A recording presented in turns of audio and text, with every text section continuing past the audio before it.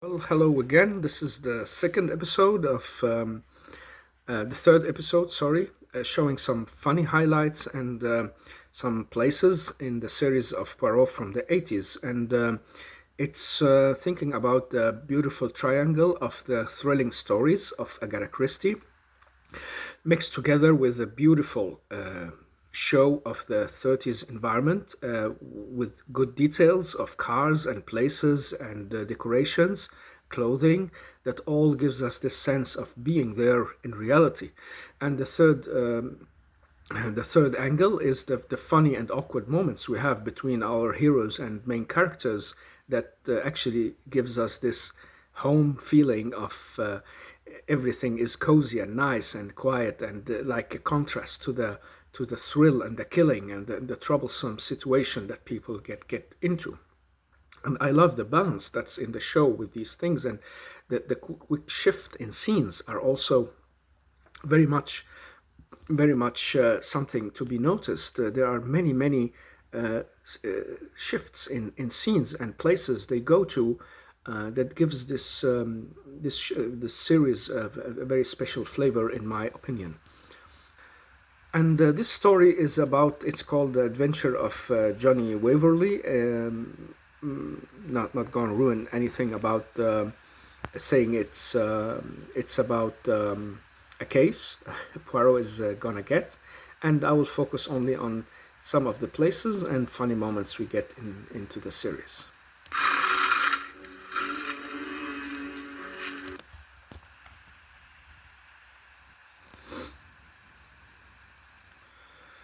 Here again, we have a picture of a beautiful mansion and how it could have looked like, and maybe looks like even today in many ways. And we are back at Whitehaven Mansions. We get this street view many times. So you get the feeling of Poirot and a sense of calmness and beauty. We would like to visit him, don't we? And go and be there with him in that exact salon and say hi. So he comes very much alive, also in the way David Suchet has brought this character very much to life, but also the crew and the producer who actually put a lot of effort in showing the environment, bringing the right furniture, and giving the time to give us a sense of how it is and how it can be, and the music surrounding it as well.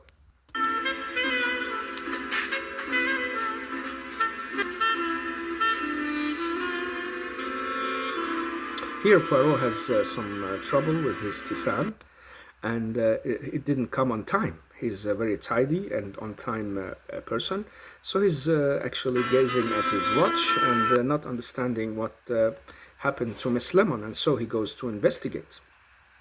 And here he finds Miss Lemon very busy securing an order in the archives of his files, and he talks to her about that and forget all about the tisane.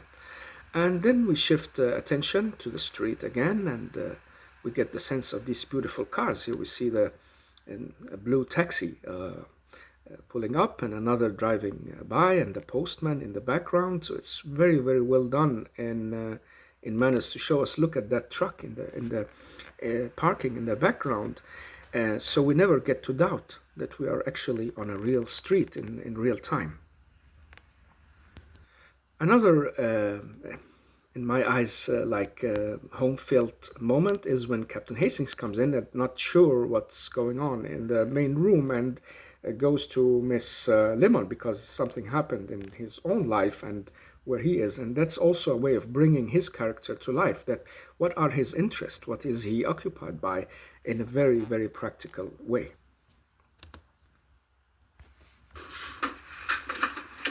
They've accepted me. Accepted? Lamont, you remember I was trying to enter the Lagonda?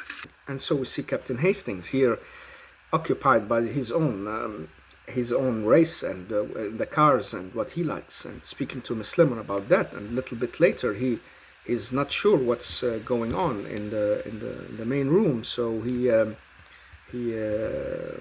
get to, where is it? It's Before. No. Well, not really. Who's in with Poirot?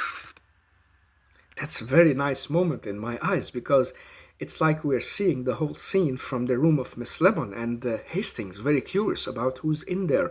And that brings it very much to life and makes it so beautiful. And it's a guy who've got a note about some kidnapping and ransom and all that, which Poirot is going to investigate. And he turns to Inspector Japp at first. Here we get to see the building that is Scotland Yard. Scotland Yard was a very famous, and still is, but at that time, very famous police organization that used modern methods if you look into history books. So that's very accurate, showing Scotland Yard's abilities at that time, and not the least Inspector Japp. Listen to the clocks in the background ringing. And here, Inspector Japp having a nap of his coffee amongst the piled, filled up desk with papers and loads of work, the overworked policeman and the underpaid officer of the law. And then he gets the visit of Poirot and this gentleman here. And we see for the first time, like in this third episode, that Japp actually steps into character about this case. This is some disaffected employee, some envious neighbour. We're wasting our time, Mr. Poirot. No call to take umbrage, Mr. Waverley. I'm a simple country squire. There are a lot of taxpayers, Mr. Waverley. There are even quite a lot of country squires. I love this moment where he actually shows that this case is of no interest, it's just a fake ransom note, and that he has another kind of work that needs to be prioritized. And that shows really the character of the policeman and of Japp in the series in a very beautiful way. And in contrast to Poirot, maybe it's because Poirot brought the guy in that he starts opposing it even more, because wherever Poirot sticks his nose, it means there is a real case that he's not going to be able to follow up on. That's part of the underlying understanding in some of the moments in the series. And here we see the part where they are on the train. I love that.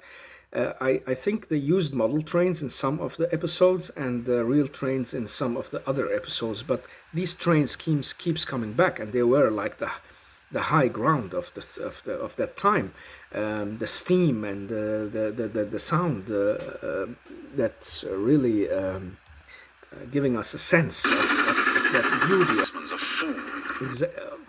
of that exact period. Not scotting anything. Here we get also the driving in the car afterwards and getting up to the mansion of the boy and where he lives. And yeah, we are into that environment totally. And even Poirot is taken by some of what's going on in the building. And to one of the most funny moments or part of the episode is when Poirot and Hastings are going to breakfast in the mansion. Here we get a way of the way Poirot is walking, and he put it very much right, Mr. Suchet, and gave it a sense of a special way of behaving, a part of the character that's very well done. And we hear him here speak to Hastings and say something about the case. So we get sometimes the hint of the case rumbling into Poirot's head without losing sight of solving it at any moment, even though he's distracted by many other things and even his friends' ideas wandering in many different directions. We must ask ourselves why they make things difficult by warning the Waverleys. Beautiful scene at the dinner table as well. Poirot, who's not able to sleep at night, thinking the case, and he had a very special way of sleeping, putting the pillow high up around his ears, and his head, and his head a little bit tilted forward, and his hands holding the sheets in front of him, and his very, very beautiful nightgown there. It's like being dressed day and night. And yeah, special character. I haven't mentioned the mustache, the special thing yet, but there will be an episode where the mustache is in focus, and we can talk about that more. Here we see Poirot picking Daisy and reminding himself of old days and the beauty of a lady he once knew. And that will also flourish and come back in one of the other episodes later. Here we come to the episode of the breakfast, where Poirot can't find a real good breakfast and speaks to Hastings about it. But, Hastings, where is this famous English breakfast? Well, didn't you notice at dinner last night? Just one potato each, not a big one. One cutlet. Oh, mais oui, but from an English dinner one expects no more. But breakfast? Yeah, and that's why they decide to go to town to have some decent breakfast. Will never stop, said Jacques. Mon Dieu, wonders will never stop, said Chief Inspector Jacques. Yeah, they're commenting on each other, and Jap changed his mind and came out rushing with a lot of policemen to the scene. Too fast, mind. Don't worry, I won't go over 80. And here we get Poirot and Hastings going to town to have that breakfast they were lacking in the morning, and they thought that everything is under control. And here they are met by this very nice lady. Look at that place. Wouldn't everyone would love to just sit there and have some breakfast or have some drink and enjoy the view? And she's actually saying that to them. With kidneys? Kidneys, yes. What about bacon? Crisp? Of course. And tea? Or a nice pint of home brew? Beer? For breakfast?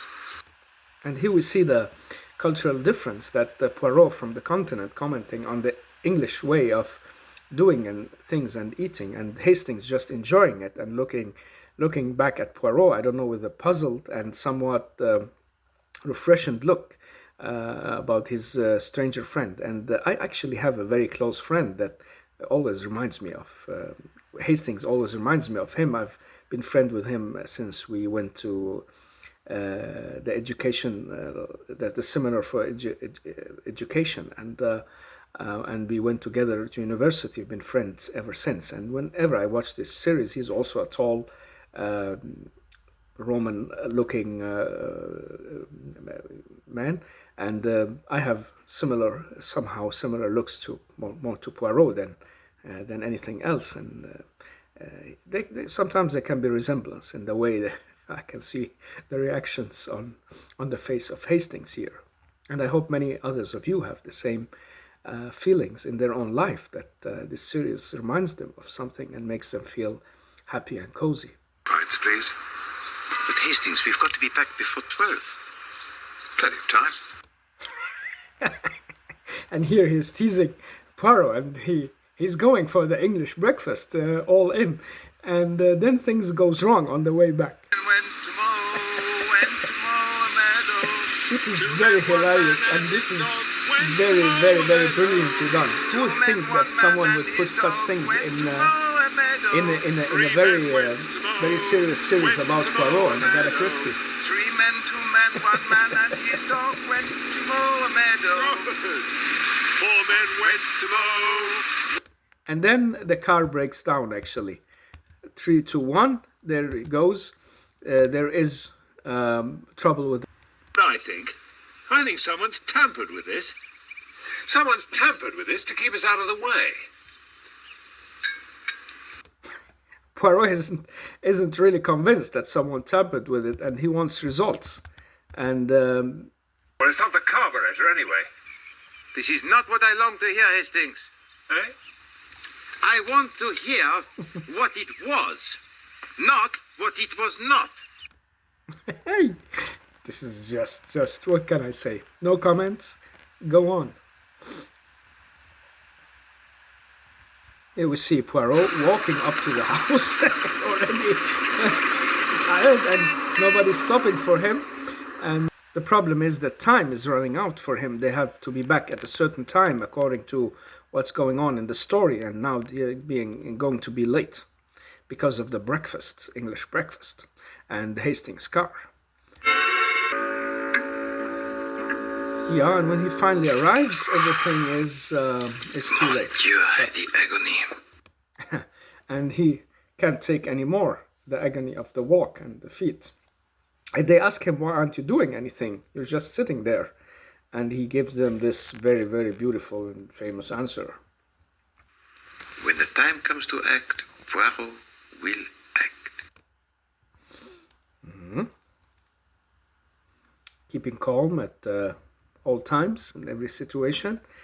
The brain cells working through the relaxing of the feet. Come in and sit And down. here we get Poirot like having interviews as in a very traditional manner in these detective stories. So we can like recognize what's going on. And here the famous English butler that keeps turning up in many detective stories. It's become a tradition in cinema that the butler is there or has something to do with it or has seen something in those mansions or manors. And here we get another butler in the case. I would prefer to stand, sir, if it's all the same to you. That's very beautiful. I would prefer to stand, sir, if it's all the same to you. And that accent he's saying that. And a footman. Of course, there was a much larger staff in those days. I see. So if anyone knows the family secrets, it would be you, n'est-ce pas? I'm sure, sir, there are no secrets in the Waverley family. It's very beautiful. The way he delivers that in the voice and the words, and he seems surprised, and he's like guarding the honor of the family, and he's a bit shocked over any hints to the problems in the family. But we can see in his eyes that that's not totally true, that he is actually hiding something, and we can see it in the eyes of Poirot as well, that he's onto something. And once he's onto something, he doesn't let it go until he finds out what it is that this guy doesn't want to say.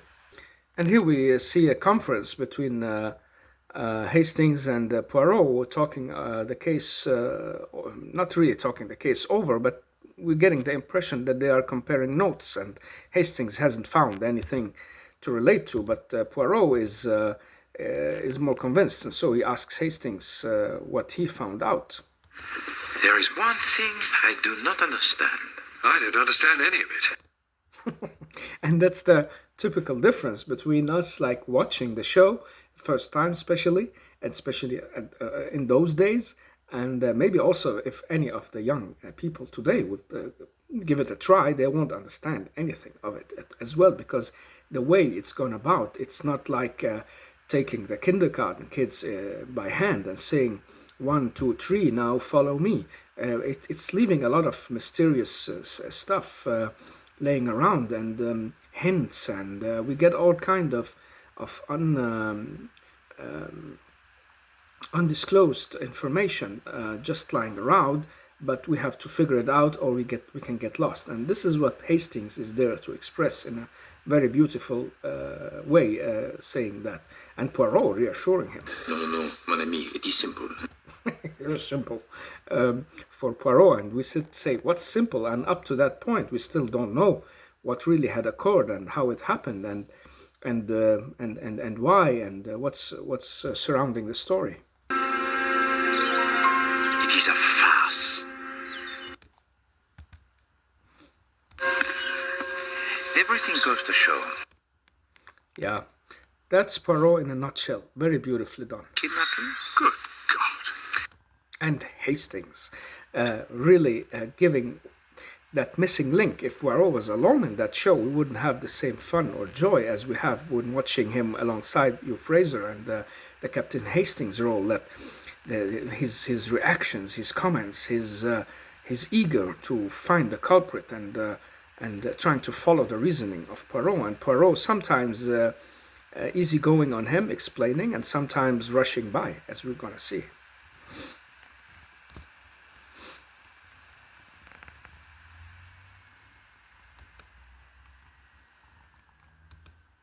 It's very beautiful. Two friends walking in such a place, talking, and the confidence between them, the friendship. That's really nice in life.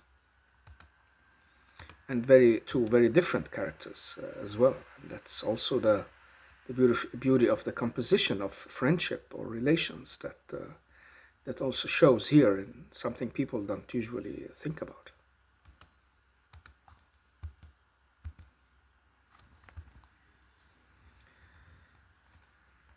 This ring here also follows Poirot a lot, and what I know is it's from some of what they call secret societies having that ring on the minor finger.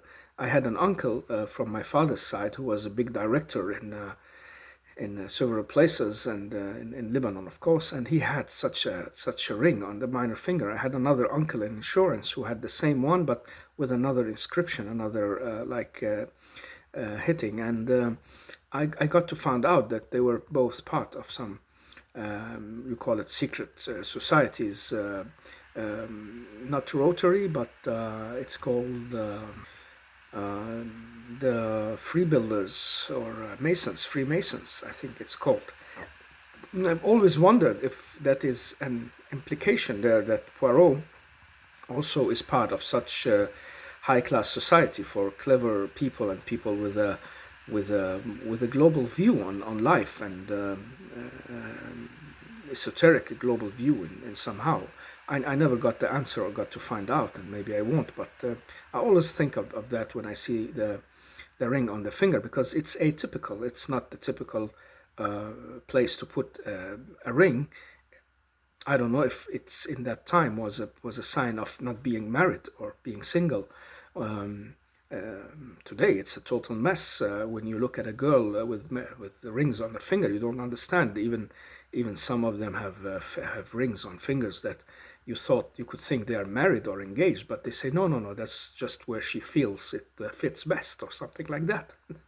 It's not to find out anymore, but in the old days the rings had some significance to it, so I'm not really sure and haven't dug into it, but I keep thinking about it from time to time when I see it.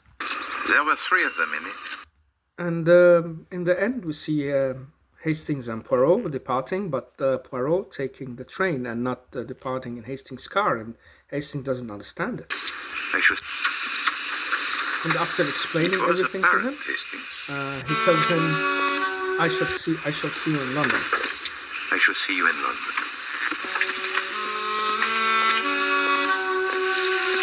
Why won't you let me drive you? Hastings, the train has one advantage over the car. He does not often run out of coal.